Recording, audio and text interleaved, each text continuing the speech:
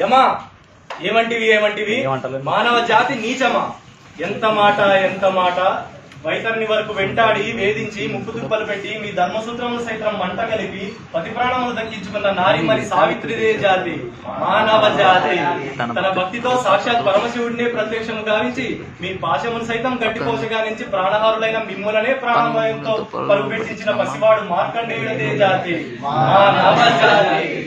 నీచమన్న మా జాతి మూలమున ఏనాడో అప్రతిష్టను ముట్టగట్టుకున్న మీరు నేడు జాతి జాతి అని మమ్మ అవహేళన చేయుటగా ఎంత అవివేకం, ఎంత జ్ఞానం, ఎంత సంస్కారం. నేటి నుంచి దేవుడు అధికుడు, నరుడు అదముడు అన్న కించభావనని మొక్కులు పొందే ముక్కోటి దేవతలు, దిక్కులనేలి అష్ట దిక్పాలకులు, మనుగడనిచ్చే పంచభూతాలు సైతం జయమోనరుడు అని హర్షించే విధంగా సింహాసనం అధిష్ఠించదా. స్వర్ణ మణిమయ రత్న ఖచ్చితాలంకృతమైన ఈ సభా మందిరమున అకుంఠిత సేవాదక్ష పరివార సమూహ మధ్యమున భూతల పరిరక్షణ ధర్మ నిలయమైన ఈ గౌరవమున సర్వదా శతదా సహస్రదా పాప పంకిలమైన ఈ కుల మత జాతి కూపములను సమూలంగా శాశ్వతంగా ప్రక్షాళన గావించదా.